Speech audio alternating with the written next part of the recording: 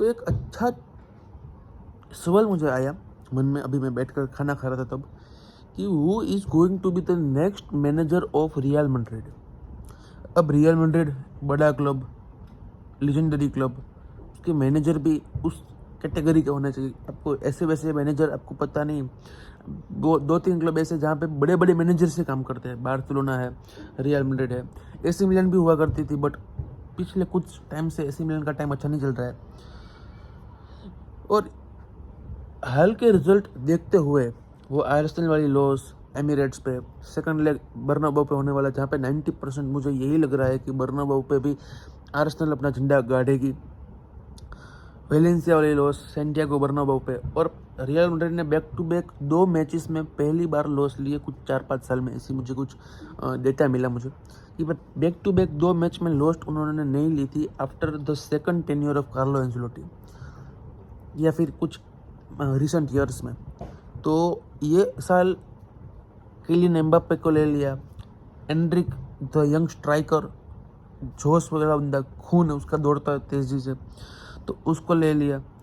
पर Carlo Ancelotti नहीं कर पा रहा है, इसका मतलब ये नहीं है कि Carlo Ancelotti is bad manager. Carlo Ancelotti ने उसके सेकंड टेन्योर में आकर 2 चैंपियंस लीग, 2 ला लीगा जीता दिया है, with all due respect to him. एक कोपा डेल रे भी जीता दिया है। तो टोटल उसने 5 ट्रॉफीज जीताई है, बहुत ही इंपॉर्टेंट अगर हम स्पेनिश सुपर कप को निकाल दे तो, जो कि एक बहुत ही अच्छी बात है।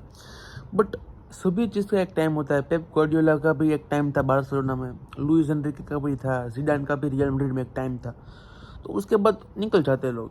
तो मुझे लगता है कि कार्लो एंसेलोटी का साथ हमारे साथ यहीं तक का था मेरे हिसाब से। अगले साल हु नोस, एक साल और रुक जाता है, क्योंकि मुझे लगता है कि अब कार्लो भाई ब्राज़ील के लिए नॉमिन हो चुके हैं। तो वो देखेगा कि भाई अगले साल अगर मैं, मतलब कि इस सीज़न अगर मैं निकल जाता हूँ क्लब वर्ल्ड कप के बाद, तो मुझे एक साल पूरा आपको तैयारी का मिलेगा, ब्राज़ील की टीम को मैं अच्छे से बनना पाऊँगा। तो it would B good for him and his team. But अगर वो 2026 में निकलता है रियल मैड्रिड से, तो फिर उसके पास ऐसे कोई जॉब नहीं होगी। अगर रियल मैड्रिड अगर उसको ब्राज़ील नेशनल टीम में भी जाना होगा, तो उसको 2030 तक वेट करना पड़ेगा। कोपा अमेरिका तो ठीक है, 2030 तक उसको वर्ल्ड कप खेलने के लिए इंतज़ार करना पड़ेगा। तो मुझे नहीं लगता कि भाई कार्लो एंसेलोटी ये देखेगा, वो उसका मैनेजमेंट, उसकी टीम ये सोचेगी कि भाई अगर हम इस सीज़न रियल मैड्रिड को अलविदा कह देते हैं और ब्राज़ील के लिए रवाना हो जाते हैं, और ब्राज़ील में अगर वर्ल्ड कप में कुछ अच्छा भी कर लेते हैं, तो वो 2030 तक का वो एक्सपेंडिचर ब्राज़ील के ऊपर रख सकते हैं, वहाँ तक का उसका कॉन्ट्रैक्ट कर सकते हैं, ऐसा मुझे लगता है। बट मेन प्रश्न ये है कि अगर Carlo Ancelotti and the company of his managers, assistant, उसका बेटा, वो सब निकल जाते हैं, तो who is going to be the next manager of the mighty, all mighty Real Madrid? 5 options मैंने रखे थे, बट वो जेन्युइन मुझे नहीं लग रहे, तो मैं फाइनल 3, सिर्फ हमको 3 ऑप्शन ही रखने हैं, हमको ज़्यादा मगजमारी करनी ही नहीं है। वो 3 जेन्युइन ऑप्शन है। मुझे लगता है कि एक आपको लगता होगा कि अनरियलिस्टिक है, बट मुझे लगता है कि वो जेन्युइन ऑप्शन है। अगर रियल मैड्रिड उसके लिए सोचेगी, it's going to be good for them and the team as well. वैसे तो देखा जाए तो 4 है, बट वो 4th में आपको बताऊंगा कि वो मैंने क्यों नहीं लिया। तो पहला और ऑब्वियस ऑप्शन, जो कि हमारे प्यारे दादाजी फ्लोरेंटिनो पेरेस का प्यारा बंदा है, और उसका नाम है क्साबी अलोंसो।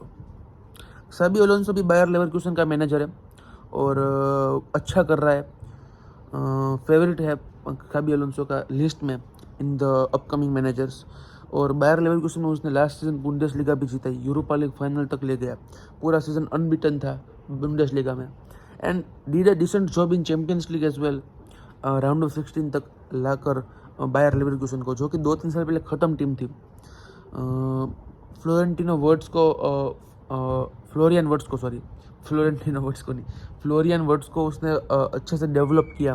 उसका पोटेंशियल अभी भी, वो मुझे लगता है कि फुल पोटेंशियल पर नहीं है बंदा, बट वो he is on the way. तो he has done a decent job, और यंग प्लेयर्स के साथ वो अच्छे से डील करता है, और वो एबिलिटी कार्लो एंसेलोटी में नहीं थी। Carlo Ancelotti was a good man manager and situation manager. अगर मैं मेरी बात पूछूँ, सिचुएशन को मैनेज करना हो, तो Carlo Ancelotti is the best manager in the world. And with him Lionel Scaloni को मैं रखूँगा, क्योंकि एट दैट टाइम जब आपकी टीम 2-0 से या फिर 3-0 से ट्रेल कर रही है और वहाँ पे आप किस तरह से चेंजेस करते हो, वो आपको आपका सिचुएशनशिप आपको दिखाती है कि आप किस तरह से अपने आप को हैंडल करते हो, टेंशन को हैंडल करते हो। तो he was good in that. But अगर हम फुटबॉल की टैक्टिक्स की बात करें तो obviously Xabi Alonso is better than Carlo Ancelotti मेरे हिसाब से। बैक थ्री में खिलाता है, और क्या वो रियल मैड्रिड में फॉर्मेशन चेंज करेगा? क्या Real Madrid will accept it? करना पड़ेगा अगर आपको कुछ अच्छा करना है, अगर आपको कुछ आगे जाकर बढ़िया करना है। आपके पास इतनी अच्छी टीम है, विनीसियस जूनियर आपके पास विंग में है, रोड्रिगो विंग में है, Endrick is there as a striker, और किलियन एम्बाप्पे, जूड बेलिंगम भी है। तो इतनी अच्छी टीम है, आपको मिडफील्ड में मुझे लगता है कि एक आध प्लेयर को और ऐड करना पड़ेगा। कमावेगा और चुआमनी तो है, हु नोस कि एक आध प्लेयर रवाना भी हो जाए एक प्रीमियर लीग टीम के लिए समर में। और मुझे लगता है कि एंजो फर्नांडिस जैसे प्लेयर की ज़रूरत है रियल मैड्रिड को, कि कुछ अच्छे बॉल कैरीज करे, कुछ अच्छे बॉल सप्लाईज करे, पासिंग एक्यूरेसी अच्छी हो, ऐसे प्लेयर्स की ज़रूरत है। तो एंजो फर्नांडिस एक ऐसा प्लेयर है। एक विटिनिया भी है जो कि पीएसजी में, तो मुझे नहीं लगता कि पीएसजी से विटिनिया आएगा, और हु नोस आ भी सकता है। तो I think Xabi Alonso is number 1 choice for manager. Number 2 पे आते हैं ज़िनेडिन ज़िडान। अब ज़िनेडिन ज़िडान की दिक्कत ये है कि उसको फ्रांस की टीम की मैनेजमेंट करनी है।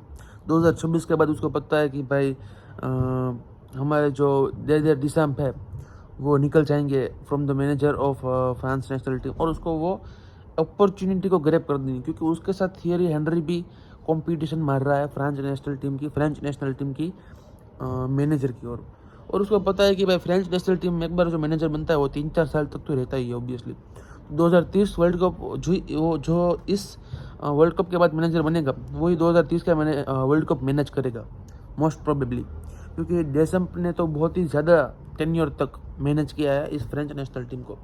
तो उसके बाद इस एरा को कौन आगे ले जाएगा? ज़िनेडिन ज़िडान उसके ऊपर और ध्यान दे रहा है। बट मुझे लगता है कि रियल मैड्रिड में उसको वापस आ जाना चाहिए अगर क्साबी अलोंसो नहीं मानता है।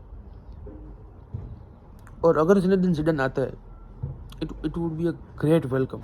इट वुड बी अ, कह सकते हैं कि बहुत अच्छी बात होगी रियल मैड्रिड के लिए, क्योंकि उस बंदे को चैंपियंस लीग जीतने का एक्सपीरियंस है, ला लीगा जीतने का एक्सपीरियंस है। ही has done a great job.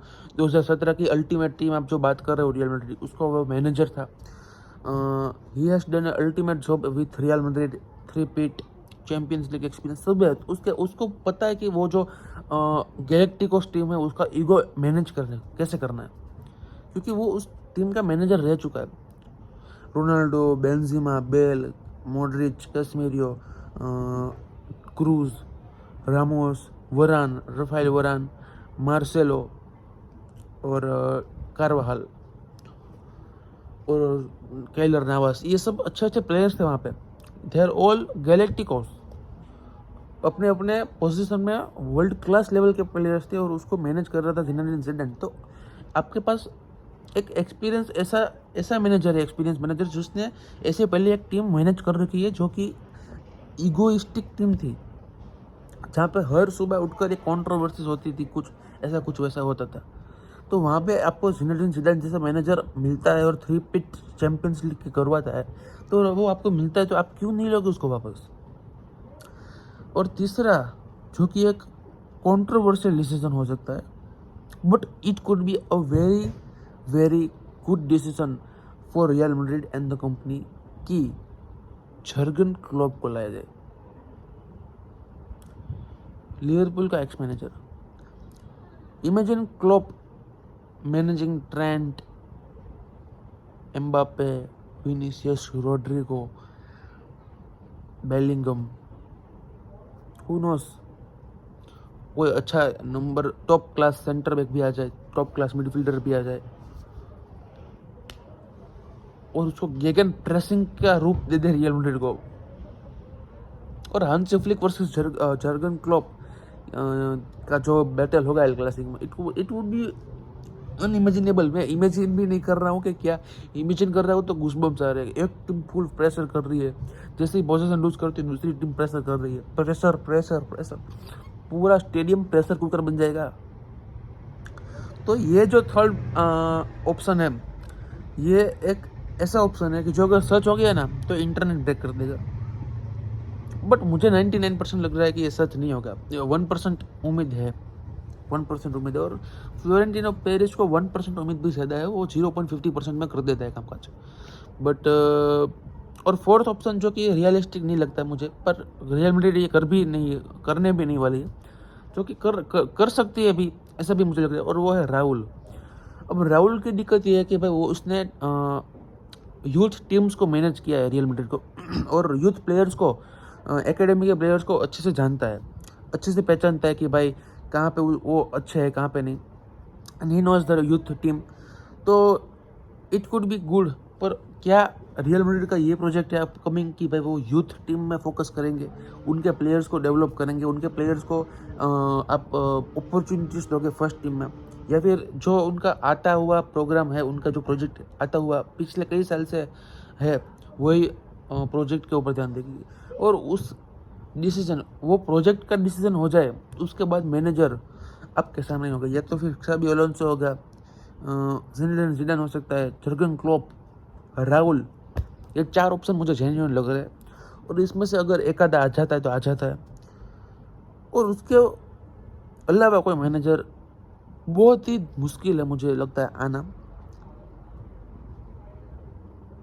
It is difficult. Jose Mourinho का नाम ले रहे हैं कि भाई जोसे मोरिन्यो क्या वापस आ सकते हैं, I don't think so. It would be a good memory Jose Mourinho का आना वापस, और रीयूनियन होना। Oh my God, Jose Mourinho Real Madrid में वापस, नहीं नहीं नहीं नहीं, आई डोंट थिंक सो। तो ये कुछ मेरा प्रोबेबल प्रेडिक्शन था फॉर द अपकमिंग मैनेजर, जो भी एंसेलोटी के बाद इंचार्ज होगा रियल मैड्रिड का। अगर एंसेलोटी जाते हैं, पहली बात तो ये कार्लो एंसेलोटी के ऊपर बहुत सारा जिम्मेदारी है, बहुत सारा दायरो मदार है। मिलते हैं नेक्स्ट वीडियो में, तब तक टेक केयर।